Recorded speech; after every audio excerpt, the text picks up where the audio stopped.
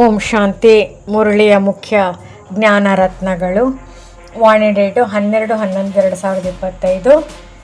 ಓಂ ಶಾಂತಿ. ಬಾಗ್ದಾದ ಮಧುಬನ. ಮುಖ್ಯ ಸಂದೇಶ. ಮಧುರ ಮಕ್ಕಳೇ, ನೀವು ಡ್ರಾಮಾದ ಆಟವನ್ನು ತಿಳಿದುಕೊಂಡಿದ್ದೀರಿ. ಆದ್ದರಿಂದ ಅಭಿನಂದನೆಗಳ ಮಾತು ಅನಾವಶ್ಯಕ. ಪ್ರಶ್ನೆ: ಸೇವಾಧಾರಿ ಮಕ್ಕಳಲ್ಲಿ ಯಾವ ಹವ್ಯಾಸ ಇರಬಾರದು? ಉತ್ತರ: ಬೇಡುವ ಹವ್ಯಾಸ.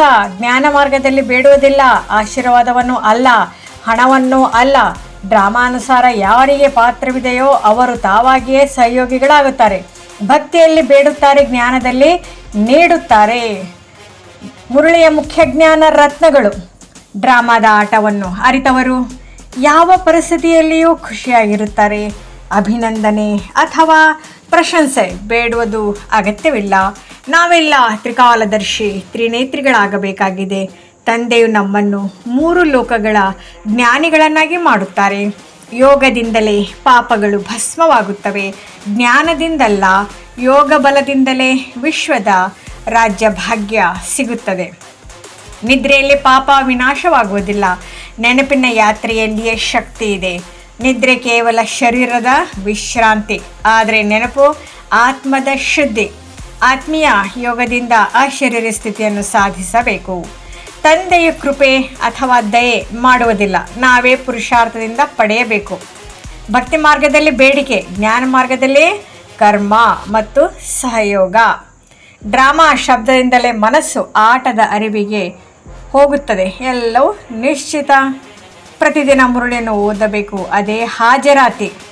ಡೈರಿಯಲ್ಲಿ ನೆನಪಿನ ಚಾರ್ಟು ಬರೆಯುವುದರಿಂದ ಸುಧಾರಣೆ ಆಗುತ್ತದೆ. ದಿನಾಂತ್ಯದಲ್ಲಿ ತಂದೆಯನ್ನು ಎಷ್ಟು ನೆನಪು ಮಾಡಿದೆವು ಎಂದು ಲೆಕ್ಕ ತೆಗೆಯಬೇಕು. ಹೀಗೆ ಸ್ವದಯೆ ಮಾಡಿದರೆ ಆತ್ಮ ಶುದ್ಧವಾಗುತ್ತದೆ. ಭಕ್ತಿ ಮಾರ್ಗದ ದಾನ ಪುಣ್ಯಕ್ಕೆ 1 ಜನ್ಮದ ಫಲ. ಜ್ಞಾನ ಮಾರ್ಗದ ಸೇವೆಗೆ ಜನ್ಮ ಜನ್ಮಾಂತರದ ಫಲ. ಯಾರು ಕಲ್ಪದ ಹಿಂದೆ ಸಹಯೋಗ ನೀಡಿದ್ದರೋ ಅವರು ಈಗಲೂ ನೀಡುತ್ತಾರೆ. ಬೇಡುವುದಕ್ಕಿಂತ ಸಾಯುವುದು ಲೇಸು. ಸೇವೆಗಾಗಿ ಚಂದ ಬೇಡಬೇಡಿ. ಪಾವನರಾಗಲು ಆಶ್ಚರ್ಯ ಸ್ಥಿತಿಯ ಅಭ್ಯಾಸ ಅವಶ್ಯ. ದಿನದಿನವೂ ಆತ್ಮೀಯ ಯೋಗವನ್ನು ಹೆಚ್ಚಿಸಬೇಕು. ಜೀವನ್ಮುಕ್ತ ಸ್ಥಿತಿಗೆ ಯುಕ್ತಿಯುಕ್ತ ಯೋಗದ ಅವಶ್ಯಕತೆ ಇದೆ. ಮನ ವಾಣಿ ಕರ್ಮಗಳಲ್ಲಿ ಆತ್ಮೀಯ ಶಕ್ತಿ ಹರಿಯಬೇಕು. ಯಾರು ಸತ್ಯತೆಯ ಮಾರ್ಗದಲ್ಲಿ ನಡೆಯುತ್ತಾರೋ ಅವರಿಗೆ ಖುಷಿ ಮತ್ತು ಶಕ್ತಿ ಸಿಗುತ್ತದೆ. ಪರಿಸ್ಥಿತಿಗಳ ಏರುಪೇರು ಪ್ರಭಾವ ಬೀರದಂತೆ ವಿದೇಹಿ ಸ್ಥಿತಿ ಅಭ್ಯಾಸಿಸಬೇಕು. ಧಾರಣೆಗಾಗಿ ಮುಖ್ಯ ಸಾರ.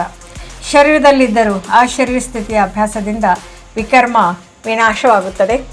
ಜ್ಞಾನ ಮಂಥನ ಮಾಡಿ ಆಸ್ತಿಕರಾಗಬೇಕು. ಮುರಳಿ ತಪ್ಪಿಸಬಾರದು.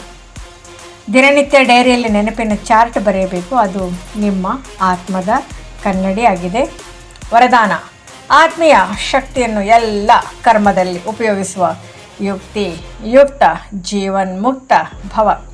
ಆತ್ಮೀಯತೆಯ ಶಕ್ತಿಯಿಂದ ಮನಸ್ಸು, ಮಾತು, ಕರ್ಮ ಎಲ್ಲವೂ ಶುದ್ಧವಾಗುತ್ತದೆ. ಯಾರು ಈ 3ರಲ್ಲಿಯೂ ಯುಕ್ತರಾಗಿರುತ್ತಾರೆ ಅವರು ನಿಜವಾದ ಜೀವನ್ಮುಕ್ತರು. ಸ್ಲೋಗನ್: ಸತ್ಯತೆಯ ಮೂಲಕ ಖುಷಿ ಮತ್ತು ಶಕ್ತಿಯ ಅನುಭವ ಮಾಡುತ್ತಾ ಹೋಗಿ. ಅವ್ಯಕ್ತ ಸೂಚನೆ: ವಿದೇಹಿ ಸ್ಥಿತಿಯ ಅಭ್ಯಾಸ ಹೆಚ್ಚಿಸಿಕೊಳ್ಳಿ. ಪರಿಸ್ಥಿತಿಗಳು ಬರಲಿವೆ. ಆ ಸಮಯದಲ್ಲಿ ಶರೀರದ ಅಹಂ ಭಾವದಿಂದ ಮೇಲೆ ಏರಿ ಅಶರೀರ ಸ್ಥಿತಿಯಲ್ಲಿ ಇರಬೇಕು. ಏನು ಆಗುತ್ತದೆ ಎಂಬ ಪ್ರಶ್ನೆಗಳನ್ನು ಬಿಟ್ಟು ನಾನು ಆತ್ಮ, ನಾನೇ ಶಾಂತ ಎಂಬ ಅನುಭವ ಗಾಢಗೊಳಿಸಿ. ಮುರಳಿಯ ಸಾರಾಂಶ. ಇಂದಿನ ಮುರಳಿಯ ಡ್ರಾಮಾ ನಿಶ್ಚಿತ ಎಂಬ ಶಾಂತ ಸ್ಥಿತಿಯ ಪಾಠವಾಗಿದೆ. ಬೇಡುವ ಮನೋಭಾವದಿಂದ ಶ್ರದ್ಧೆಯ ಮನೋಭಾವಕ್ಕೆ ಬನ್ನಿ. ತಂದೆಯು ಜ್ಞಾನ ಮತ್ತು ಯೋಗದ ಶಕ್ತಿಯಿಂದ ನಮ್ಮನ್ನು ತ್ರಿಕಾಲದರ್ಶಿ, ತ್ರಿನೇತ್ರಿ, ಜೀವನ್ಮುಕ್ತರನ್ನಾಗಿ ಮಾಡುತ್ತಿದ್ದಾರೆ. ಆಶ್ಚರ್ಯ ಸ್ಥಿತಿ ನಮ್ಮ ನಿಜವಾದ ಸ್ವರೂಪವು ಅರಿವು. ಅದೇ ಭಕ್ತಿನಿಂದ